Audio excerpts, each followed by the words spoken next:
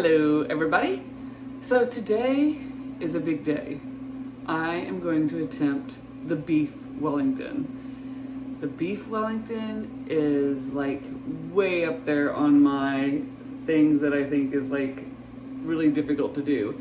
Chef Ramsay does the beef Wellington, and that's where I've seen it done on a show, and it seems like a very delicate, exquisite meal that only the rich and famous can make.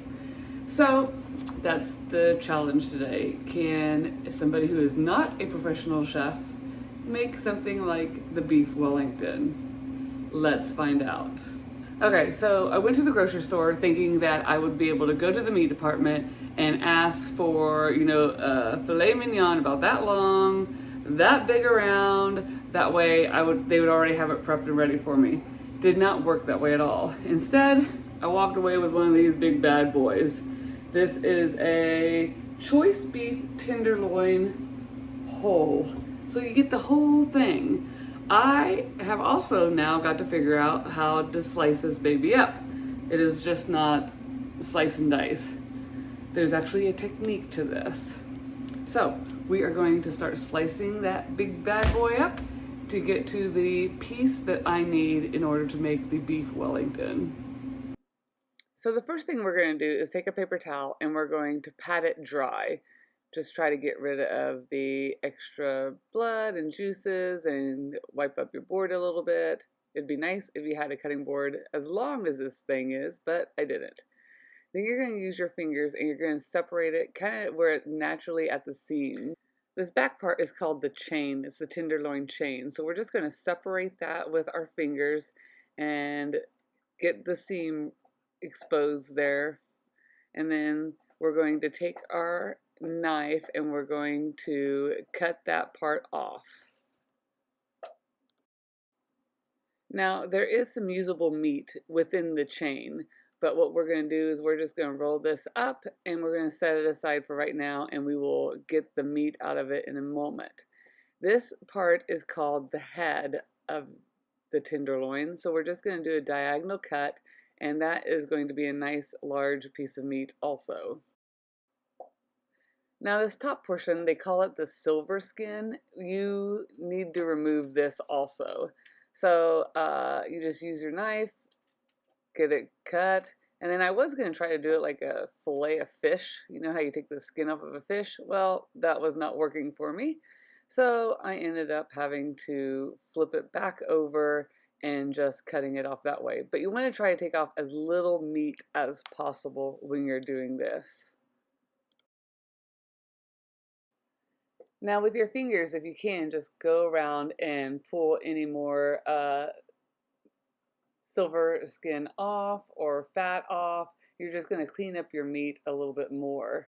So what I'm cleaning off now is called the tail. So I cut that off. Now I'm continuing to trim the fat and making it a lean cut of meat. So this is our gorgeous center cut that we are going to use for our beef Wellington. And the rest of this I will cut up for steaks. Okay, so this is all the meat that I got from the tenderloin. This is the piece of meat that I'm going to use for my beef Wellington. I may try to trim a little bit more fat out of there, I don't know. So step one is done. Okay, so now we're ready for step two. Don't know if you know this, but I'm like super excited and very nervous all at the same time. So let's get started. We're going to salt and pepper our meat very generously, and then we're going to sear it in a cast iron pan with some olive oil. All right, so we're going to add a generous amount of salt all around the center cut. Then we're going to add some pepper.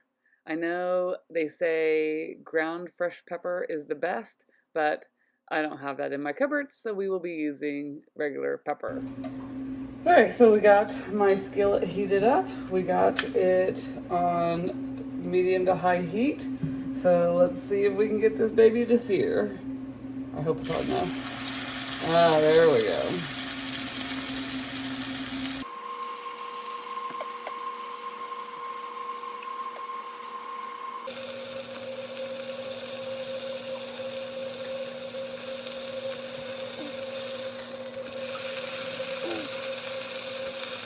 All right, so we are going to put the mustard on the beef Wellington when it's nice and warm.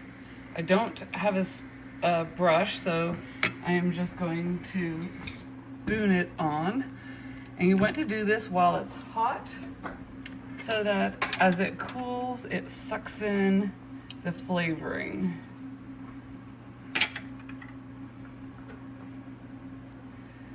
And this is the mustard that I am using. It is pretty doggone good. It's got a little bit more of a kick to it than I thought it would.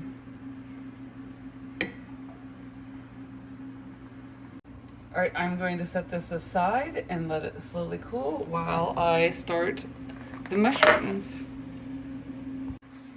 Okay, so I don't have a big blender, so I'm using this little one. I'm gonna add my salt, my pepper, and I'm going to blend up. I'm just gonna have to do it 2 halves at a time.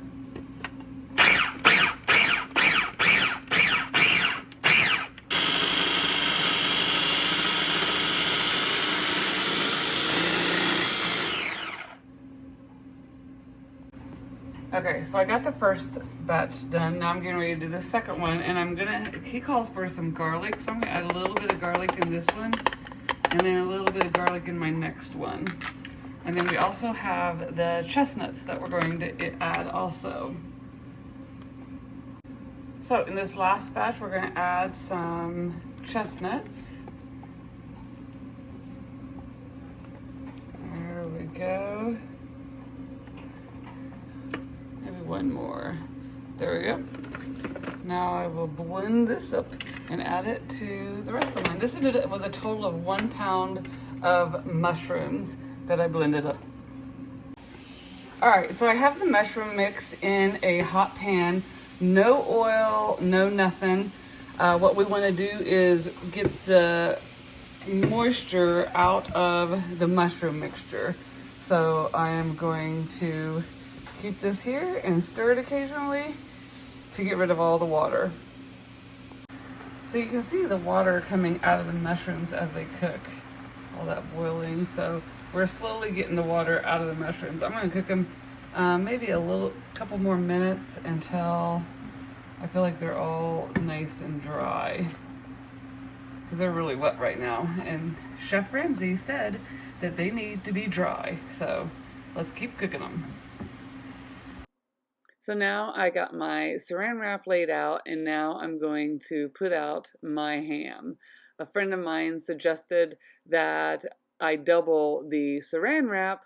I tripled it, but realized that doubling it would have been plenty enough. So I'm going to lay out my Parma ham, 3 on the bottom and 3 on the top. Now we're just going to add some pepper to the ham. We don't need to add salt because it's already salty, so Chef Ramsay says pepper only. Now we are going to take our mushrooms that we've dried out, and we're going to put a thin layer all over the ham. All right, so we have our mushrooms on here. Next we're going to put our meat on here. There we go. Now we have to roll it nice and tight. So this could be the tricky part. We'll fold that in. So you can see I started it a little too close to the edge, so I had to move it a little bit more towards the center. So I grab it nice and tight, fold it over. Keeping this tight, Chef Ramsay says, is important. So slowly pull it over, and as it gets tight, tuck the ends in and just slowly pull away the saran wrap as you roll it. Once you get it all the way over, you can use the saran wrap to make it even tighter by twisting the ends. So once I got it the way I wanted it, I grabbed the ends and I just rolled it, which made it really tight. So I must say, for the very first time, it looked pretty good. All right, so this has been sitting in the refrigerator for 20 minutes. Now I am going to unroll it and roll it up into the pastry. hopefully will stay together. Oh, so far so good. I'm gonna take this, wrap it over.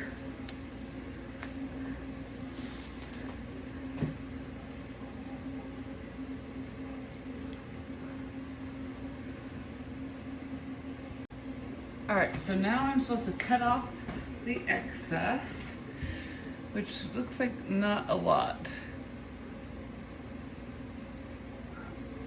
All right, peel that off. Now we're going to use an egg yolk to brush it and put it together.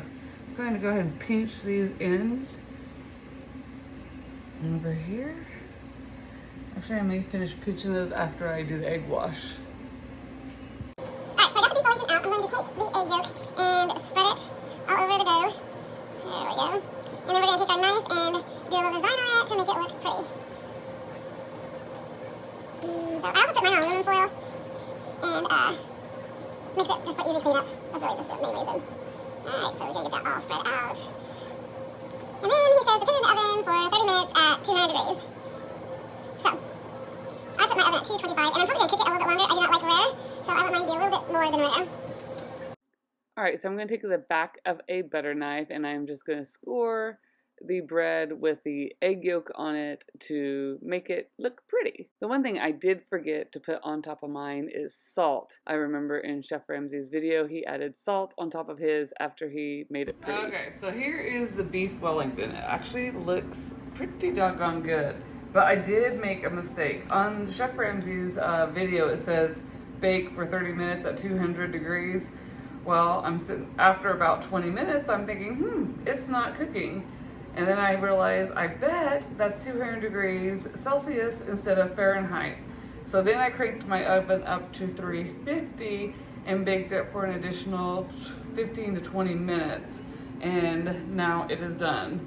So we are getting ready to cut into it.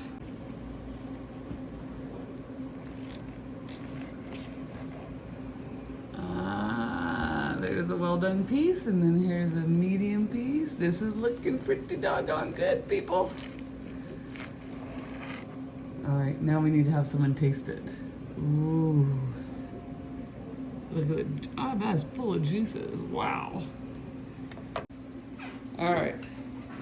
So my mom is cutting into the beef Wellington, getting a little bit of everything, maybe. All right. Oh, this is delicious. Delicious. Absolutely fantastic. I want more. Okay, so I think the beef Wellington turned out really well for my first time. It was really juicy. It was done the way I wanted it to be done. I didn't want medium rare. I wanted medium well. Had lots of juice and lots of flavor. If Chef Ramsay was here watching me, I think he would only have cussed at me maybe 2-3 times for a little mistake I may have made here or there, or maybe I wasn't moving fast enough on this part or that part. So I am pleased that lets us know that, hey, us common folk can make beef Wellington. It doesn't have to be a professional chef. So I hope you guys enjoyed this video. I would love for you to subscribe, hit that subscribe button. And you can also turn notifications on with your little bell. That way every time I post a video, you'll know that it's there and you won't miss any.